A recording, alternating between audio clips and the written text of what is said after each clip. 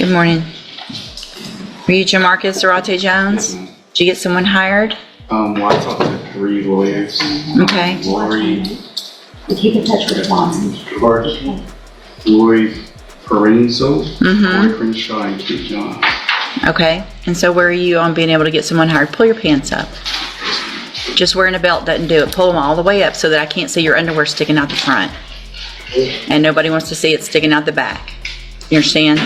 Okay. So where are you on being able to get someone hired? I'm not physically couldn't. Are you working? No, Why aren't you working? because of these charges currently. Okay. Were you working before? Yes, How old are you? I'm 21. Okay.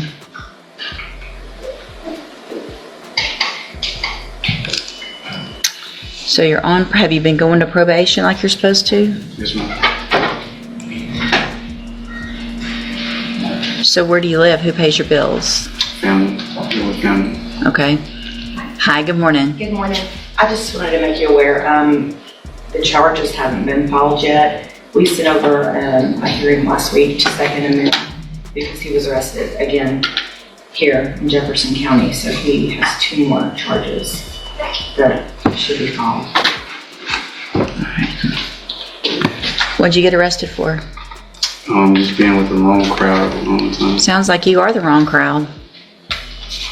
You're not? You're on probation for theft of a firearm and you've been arrested twice now?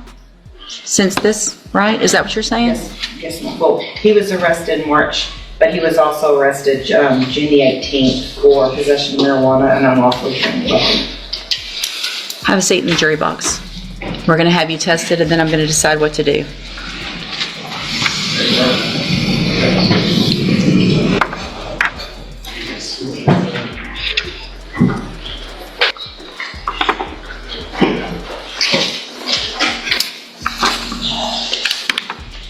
Mr. Jones, come back up, please, sir.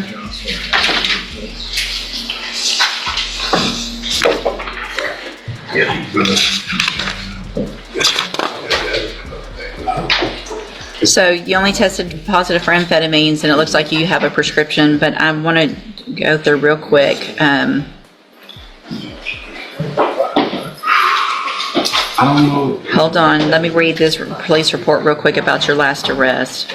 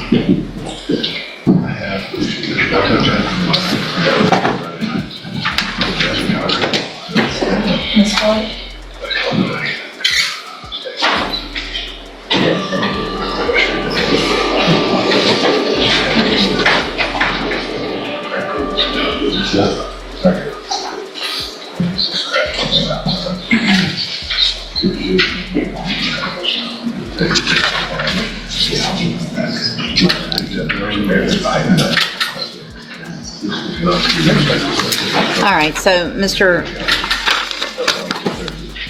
Jones, obviously, hold on a second, you're on probation for theft of a firearm. You've been arrested, just last week before last, and were able, I guess, did you make a bond in the new case? Yes, ma'am. Because you're on probation for the felony offense of theft of a firearm, and because you were arrested in a vehicle that looks like, allegedly, obviously you've not been charged with it, but there was marijuana in the car near the seat where you were sitting. It smelled like y'all had been smoking marijuana, and there was a gun in the glove box where you were sitting. So I'm going to find that the bond that I set set, and the motion to revoke your probation case is not in the best interest of our community. I'm going to find that because you've been arrested while you were on that bond, it is appropriate for me to raise that bond, and at this time, I'm raising your bond to $200,000. You can go back with the bailiff. Yes. Hand it to the bailiff.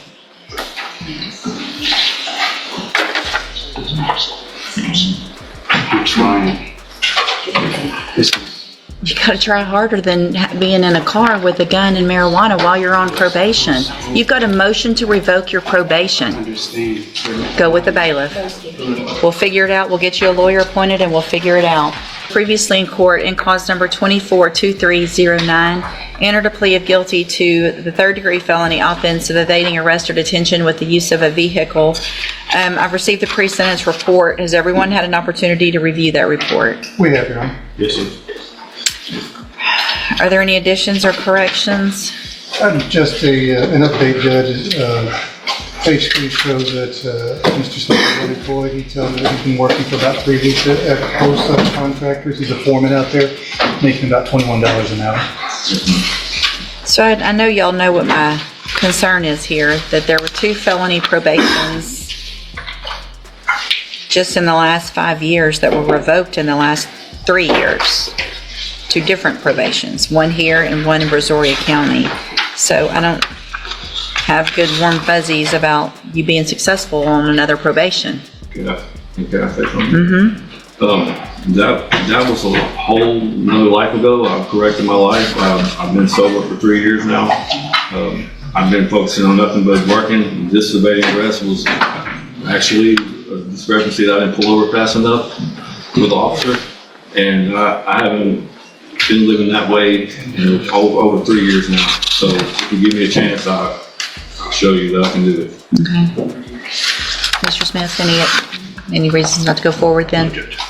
All right, so I'm going to give you this opportunity. I do hope you take advantage of it and that you really have made those changes.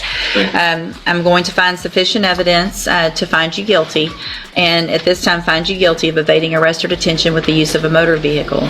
Sentence you in accordance with the agreement you made to a term of 10 years in the institutional division of the Texas Department of Corrections, but I'm suspending that. You'll be placed on probation for 6 years. You're ordered to pay the $1,000 fine and to follow all of the rules and conditions of probation. If you do that, then as you know, for all practical purposes, your case here in court is over. You'll be able to serve that sentence while you're out on probation. The other side, however, in this case, is you've already agreed to a 10-year sentence. So if you violate your probation, you have that 10-year sentence hanging over your head.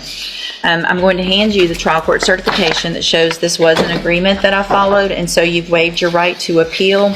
I have also handed you a written admonishment regarding your ineligibility to possess a firearm or ammunition. You've probably already received that, but I'm required to read it. Because of the judgment entered against you, you're ineligible under Texas law to possess a firearm or ammunition. Possession of a firearm or ammunition could lead to charges against you. Firearm is a legal term, and you should read the written admonishment I provide you to see what devices qualify as a firearm. If you have questions about the laws that make you ineligible to possess a firearm or ammunition, or about how long that lasts, you can talk to Mr. Rojas. And it's my understanding take him down there, and something's going to happen on that misdemeanor this morning. We're going to dismiss it, Judge, so Okay. I can walk down and see if I can find which court is it. I think it's County Court 3. I can walk down there.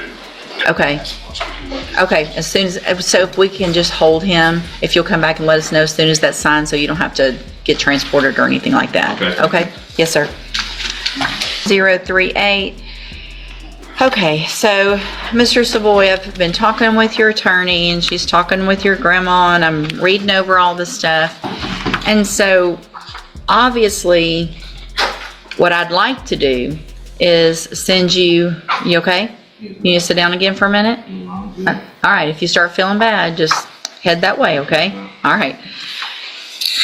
The fact that you are using marijuana while you're out waiting on sentencing on a felony, obviously, is not what you should be doing, right?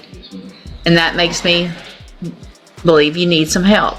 I don't need it. Oh yeah, you're gonna get some help, all right? I take the help, but I don't need it. Well, if you do need the help, otherwise you would have been making better decisions, and you wouldn't have been smoking marijuana before you showed up today. right? The only reason why, because my grandma, she was in the hospital. But here's the thing, we all have issues. That's not it's not a reason. You can't say the only reason is because she was sick. Everybody here has family that has issues. We lose loved ones. Those things happen. And when they do, you can't smoke marijuana to make you feel better. Because it really doesn't make you feel better, but very temporarily, if that. Keep me calm. Well, you're going to have to do something else to stay calm, no matter what happens with your grandma. Do you understand? Do you understand? Answer out loud. Yes, ma'am. Because what I'm going to do today is give you an opportunity to be on this probation and not put you in inpatient treatment. So you're going to get to go home with her today. But if she gets sick again and she has to go to the hospital and you get stressed out, you're going to go to probation and say, I need help. You're not going to start using marijuana because you're going to end up going to prison and not just rehab. Do you understand? So what I'm going to order some help though, and you are going to be required to follow all of those conditions of probation, even if you don't think you need the help. Yes, ma'am. So I'm going to find that you previously entered your plea of guilty freely and voluntarily. Find sufficient evidence to find you guilty. However, I'm going to follow the agreement. I'm going to defer all proceedings and place you on probation for 4 years. You're ordered to pay a $300 fine and to follow all of the rules and conditions of probation. One of those is going to be that you are through the Spindletop ATAR program, and probation will talk to you about that. They're going to do an assessment to figure out what help you might need with feeling depressed, with using marijuana, with having anger issues, whatever it is. If they say you need to go to a 30-day treatment, then you're going to go, or you're going to be back in here going to prison instead of 30 days, okay? If they say you need outpatient, or whatever they say you need, I'm ordering you to do, whether you think you need it or not. That's so that you can be successful. You're also going to be required, at least for some amount of time, to wear a drug patch. You have 2 days, 48 hours to get that drug patch put on. Probation can tell you where you can go get those done. You have to get them changed every 2 weeks. Yes, ma'am. Okay. I had one before. You did while you were on bond? Yes, ma'am. Okay, so you're going to have to wear that because and if they test positive, you know what's going to happen. Okay. I had one other thing I was going to, hold on. Obviously, you cannot be in possession of any gun. Okay. Oh, I know. You're going to get your GED. Yes, ma'am. That should be important to you, just like it's important to me. So probation will tell you need to get that program started within probably 45 days or so. You need to start taking the classes, taking the test. It's only going to help you be more successful so that you can kind of break this cycle. I know you have your grandma. I know your history because I'm reading here with regard to your parents, and you want to do something different, right? So that's what we want you to do while you're on probation, is give you the tools to head your life in a whole different way. And getting your GED is going to help you get a better job and be able to do that. Okay? So that is part of your probation. Yes, ma'am. All right. If you do everything you're supposed to on this probation, this is a great opportunity because you are not a convicted felon. So you can still get better jobs, you can still live places and go places, vote, all those things that everybody else can do. If you do violate your probation, you don't follow the rules, you're going to be back in here, you could become a convicted felon, and you could go to prison for anywhere up to 10 years. Do you understand? Yes, ma'am. All right, I'm handing you the trial court certification that shows this was an agreement that I followed, and so you've waived your right to appeal. You need to have a seat here in the courtroom. Probation, this lady right here is going to call you up at her desk when she's ready to go over your paperwork. All right, take advantage of this opportunity so that you can be out there and help your grandma. Otherwise, you're not going to be. All right. Okay, so now, good morning. You're Marcus Elam? And Mr. Elam was previously in court, pled true to counts 1 through 7 in a motion to revoke unadjudicated probation, on probation for burglary of habitation. I've received an updated pre-sentence report. Has everyone had an opportunity to review that report? I do. Are there any additions or corrections to the report? No, nothing's been changed. And it was unagreed. Mr. Lewis, you may proceed. Judge, this is a situation where it's no doubt that Mr. Elam may several mistakes while he was on his probation, not following up on his obligations. After speaking with him, he's been in custody this length of time here. He is definitely, from what he's telling me, willing and wanting to comply with the court's orders, and feels as though he could successfully complete his probation given that opportunity. He understands that his mistakes, has definitely been costly and put him in this decision. He understands that's totally on top of him, and of course he would like to address the court as well as far as his plans for the future, Judge. All right, go ahead. Yes, ma'am. I'm sorry for my actions that I did when I was on probation.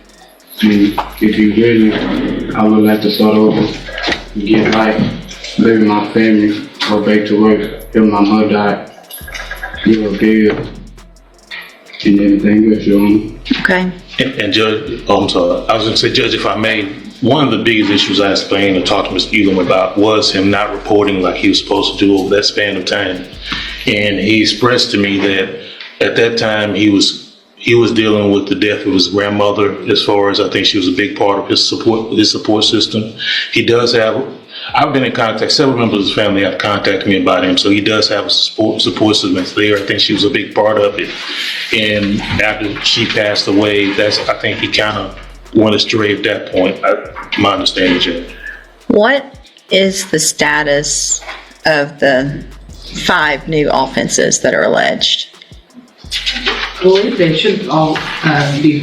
What happened? So what was the deadly conduct from August of 2023? What was the outcome of the, or I guess I'm trying to figure out what happened on all of them.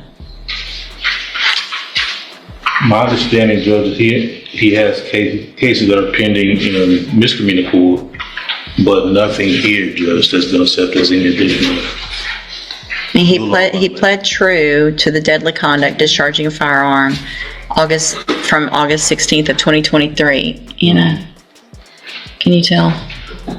I'm sorry, Judge, I didn't look him up after he pled through. I know. I just want to know if I want to know that. I want to know the evading, the failure to ID from February of this year. I want to know what the status of everything is. There was an obstruction in 2023 that was dismissed. Birthday gentleman. Just said unlikely to prove. I mean, he pled true to it, so obviously there's that. All right, Ms. Malfino, what's the state's position? Judge, I'm kind of torn on him. Obviously, the concern is the length of time he absconded. I mean, it wasn't just a month or two. They looked for him for almost 2 years, a year and a half at least.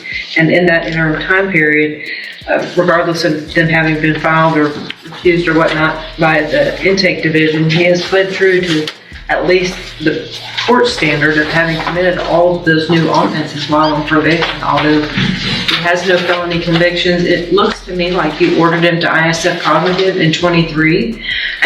Mr. Lewis had made mention that he never went. I don't know if they didn't have a bed for him and eventually he timed out of that, or something happened and the new offenses came up and they would take him. I think when he had the prior MTRP, I don't know if it was at the new case or a prior MTRP, I'm not sure, but ISF was ordered, but at some point, I guess he timed out or something because he was released from the jail. Do you have a record of that? He hasn't been. He wasn't able to due to pending legal issues at the time, and he was ordered to complete moral recognition therapy in lieu of, but he never. So it was the new offenses that were holding him up. Correct. You get an opportunity to be on probation for a burglary of a habitation, and I want to really make sure I've got this right. So you get a deferred probation for burglary of a habitation, 2nd-degree felony. You get out, you commit 3 new offenses, 2 deadly conducts, discharging a firearm, and an assault family violence on that same date. Regardless of what's come of those cases, you've admitted that something happened on that day, right? Mm-hmm. So you come in front of me on a motion to revoke your probation. I say, okay, let's give you an opportunity to go to ISF. But because I guess something else must have been pending, maybe misdemeanors or something, you don't go to ISF. So you end up just getting out, getting another opportunity, and then you go and evade arrest or detention and fail to ID. We're back here again. And you want to start over and you're sorry. Think about how that sounds.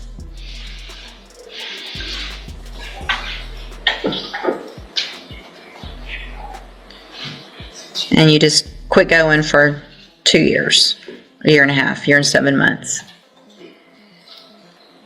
You just think you were going to get to be out and we were going to forget about you? You know? I mean, golly. How old are you now? 23. 23. You started this when you were 19. Feel like you're not taking advantage and you're not growing up and making better decisions. And I think Miss Isaac tried to work with him when he would show up to work with her, so, I mean, I don't object to revocation, Judge, and any opportunity that we can. I mean, I don't know that it makes sense for me to do anything else. And it's just so frustrating, honestly, for me, for the young people to keep coming in here with offenses that have to do with shooting. While you're on probation for a felony, you're shooting. Then you get out again and you violate again and you take off. So I can't give you a fourth shot. That you've had your shots. I'm going to find that you entered your pleas of true to counts 1 through 7 freely and voluntarily. Find those counts true. Find sufficient evidence to find you guilty, and at this time find you guilty of burglary of a habitation. I'm going to sentence you to a term of 6 years in the institutional division of the Texas Department of Corrections. You will receive credit on that sentence for any time that you've been in custody that the law gives you the right to receive. I'm going to hand you the trial court certification that shows this was not an agreement. You need to sign that and you'll get a copy of it. You do have some rights to appeal. You can talk to Mr. Lewis about that. I'm also handing you a written admonishment regarding your ineligibility to possess a firearm or ammunition. Because of the judgment entered against you, you're ineligible under Texas law to possess a firearm or ammunition. Possession of a firearm or ammunition could lead to charges against you. Firearm is a legal term, and you should read the written admonishment I provide you to see what devices qualify as a firearm. If you have questions about the laws that make you ineligible to possess a firearm or ammunition, or about how long that lasts, you can talk to Mr. Lewis. Good luck to you. You can go back with the bailiff. You are Michelle Lee Cormier, and Ms. Cormier is charged with the first-degree felony offense of murder in cause number 25, DCCR 0153. Mr. Radford has filed, there's a motion to quash the indictment. The state has filed a reply. Obviously, I've looked through both of these. I guess I'm confused, Mr. Radford, when you say it doesn't allege the requisite mens rea for murder? Judge, if I may, the common law has established that murder is when someone intentionally and knowingly causes the death. But the statute is what we're going to go by. Yes, ma'am. Okay. But I don't think it was the intention of the legislature to remove the... Manufactures or delivers a controlled substance included in penalty group 1B, blah, blah, blah. That's fentanyl. That's what the allegation is. And so it actually has the mens rea of knowingly deliver. It reads straight from the statute. So I'm going to deny that motion to quash. Can I Sure. just make a brief argument? Yeah. Under this indictment, under the way that it's pled, if a doctor gives a patient fentanyl and that patient dies, then that doctor can be charged with murder even though he did not intentionally or knowingly. Well, there's an exception. The next C, except as provided, well, where was it? I saw this. It is a defense to the prosecution under section B4, which is our section that the actor's conduct in manufacturing or delivering was authorized under chapter 481 Health and Safety Code or state or federal law, which I think would be the medical purposes. So there's an exception. Is it my understanding then, is the court of the opinion that the state must prove that my client knowingly delivered fentanyl to an individual? That's what the law says, and that's what the indictment says. Did then and there knowingly deliver a controlled substance, namely fentanyl, and that Shelby Irvin died as a result of ingesting and inhaling that into her body. So that it's the opinion of the court that Ms. Cormier must have the requisite knowledge that she was giving her fentanyl? I think that's- I think Go ahead. what Mr. Rafferty's trying to do is box the court in here. I'm not gonna- My interpretation of the statute is just knowingly deliver a controlled substance. And that controlled substance, if it contains fentanyl, is enough for her to be guilty of this offense. If it contains fentanyl and causes the death of a person, then that gets us to murder. Well, I think that's going to be another whole question because it's specific that It says knowingly to. knowingly deliver a controlled substance, namely fentanyl. So I think that's going to come down to maybe a jury question. I don't think that's, I'm not going to make that decision. That's not a, Right. I mean, that's just an element of the offense. So I would- the motion to quash is denied. Yes, ma'am, I would submit that the statute is unconstitutional as drafted. Okay. I'm not going to find the I statute. understand. I'm going to follow it as written. Yes, ma'am. All right, so that's denied. Hold on just a second.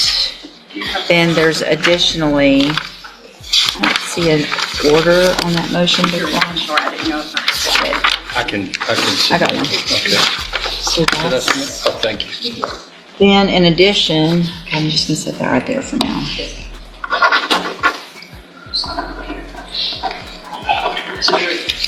There's the order. Okay. Mr. Radford has also filed a motion to reduce the bond, which is currently, hold on a second, let me get to all that stuff. $500,000. Thank you, ma'am.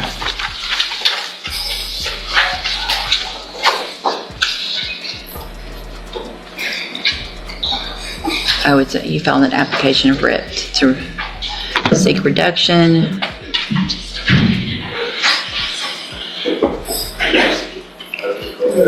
Currently set at 500,000. Okay. Do you plan on calling your ma'am. client? Ma'am, the best you can, raise your right hand. Do you swear or affirm the testimony you're going to give in this hearing will be the truth, the whole truth, and nothing but the truth, so help you God? Yes, ma'am. Thank you. You may proceed. For the purposes of the hearing, this hearing only, we call Michelle Cormier on the issue of bond reduction. Can you state your name? Just so you know, once she's under, I mean, I don't let anybody go far, but if she's under oath, and I am allowed to take into consideration some of the underlying facts of the case. Yes, ma'am. We won't go far, but just don't want you to think that can't go there at all. Yes, ma'am. I Okay. understand. Can you state your name for the record? Michelle Lee Cormier. And you are the defendant in this case, is this correct? Yes, sir. And your bond is currently set at $500,000, is that correct? Yes, sir. Can you afford a $500,000 bond? Yes, sir. Do you have assets in your name that you could liquidate to make a bond? My family does. Your family can help you? Have you talked to your family about possibly helping you with a bond? Yes, sir. And how much, what kind of bond do you think your family can come up with? 100,000 or less. 100. That's what all of them have told me. 100,000, you think they can make a $100,000 bond? Would it assist your case in the presentation of your defense if you were bonded out and could assist me in working on your case? Yes, sir. Where were you born? I was born in Beaumont, Texas. Okay, have you lived here how long? I've been back down in this area since I was 13 years old, so. So you pretty much lived here your whole life? Yes, sir. And you have family in this area? Yes, sir. Jasper area, my aunt here in Beaumont. Where would you live if you made bond? The Golden Triangle, Beaumont, or Bader. Who would you live with? My aunt, my 83-year-old aunt that comes and sees me, or my son and his grandma in Bader. My aunt lives here in Beaumont, off of Major Drive. If the court set conditions of your bond, including a GPS monitor and random drug testing, would you agree with that? Yes, sir, I sure will. What is your criminal history? Have you been to TDC before? Yes, sir, I went for early rehabilitation back in 2013. How much time did you serve? I made my first parole, and I served 2.5 on that 10 because they sent me to safety. And I successfully successfully came off of parole July the 11th of 2023. That's a witness.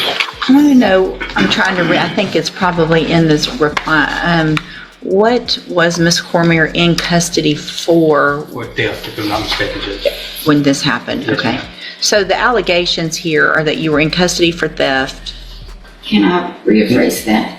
No, just Okay. answer her Yes, question. ma'am. In custody, smuggled in some drugs of some type in your vagina that you gave to someone else that the allegation is led to her death that had fentanyl in it. Am I correct? That's it in a nutshell, Judge. All right, go ahead, Mr. Coleman. And you don't disagree with the judge's assessment that you, in fact, smuggled fentanyl into the jail? I'm going to object to that. I think you said the allegations are, what he's trying to do now is bind her into a confession. I'll move on, Judge. Thank you. While you were in jail, did you provide a controlled substance or substances to other felonies? Again, Judge, I'm going to object that is not relevant at this time. I'll move on, Judge. Thank you. Where did you get those drugs? I'm going to object at this time, Your Honor, to that. I think any of those are going to go to her Fifth Amendment right against self-incrimination, Yes, Mr. One last Coleman. question. When you were arrested on the theft offense back in November of 2024, did you have a pending felony drug case in Orange County? Had you been arrested for methamphetamine possession in Orange County? Yes, ma'am. Yes, sir. That's all I have. What's the status of that case? Do we Still know? pending as far as I know. Okay. I don't think it's been filed. But if it's orange, it could They're take- waiting on it could take drugs years. testing. Okay, anything else? No, ma'am. No, ma'am. All right, based on the criteria under 17.15, the information that I have, the nature of the offense, I'm going to deny the petition or the request for a reduction in bond. I think $500,000 is adequate based on the nature of all of those matters. All right, anything else then on this case? No, ma'am. Okay, we'll reset it for an announcement. Thank you. May I be excused? Yes, thank you. Judge, for the announcement purposes, I am waiting on a report from my expert, and I anticipate that will be early June. Okay, we'll just do a normal reset and we'll see where we are at that point. Thank you. You can go back with the bailiff. Ms. Bork, you're charged with the state jail felony offense of fraudulent use or possession of identifying information from November 1st of 2023. And how do you plead to that charge? Are you pleading guilty freely and voluntarily? And are you pleading guilty because you did what they charged you with? Yes, ma'am. I have here on the computer some documents that have your signature on them that the state has marked as exhibit number 1. Before you signed these, did you go over them with Mr. Kimler? Yes, ma'am. Do you fully understand them? And do you understand, if I follow the agreement that you've made with the district attorney, that you will be waiving or giving up any right to appeal? Yes, ma'am. Do you also understand that if you're not a U.S. citizen, a plea of guilty or no contest may result in your deportation, exclusion from admission to the country, or denial of naturalization under federal law? Yes, ma'am. State tenders number 1. Fabrication. It's admitted. Is there any evidence that Ms. Bork is not competent? No, Your Honor. All right, ma'am, I'm going to find that you entered your plea of guilty freely and voluntarily, find that you are mentally competent and understand the nature and the consequences of your plea, find sufficient evidence to find you guilty, and at this time find you guilty of the state jail felony offense of fraudulent use or possession of identifying information, sentence you in accordance with your agreement to a term of 9 months in the state jail prison. You will receive credit on that sentence for any time that you've been in custody that the law gives you the right to receive. I have handed you the trial court certification that shows that this was an agreed. Firearm is a legal term, and you should read the written admonishment I provide you to see what devices qualify as a firearm. If you have questions about the laws that make you ineligible to possess a firearm or ammunition, or about how long that lasts, you can talk to Mr. Kimler. All right, good luck to you, ma'am. You can go back with the bailiff. And then, In the front, I'm sorry. ma'am, go with the bailiff.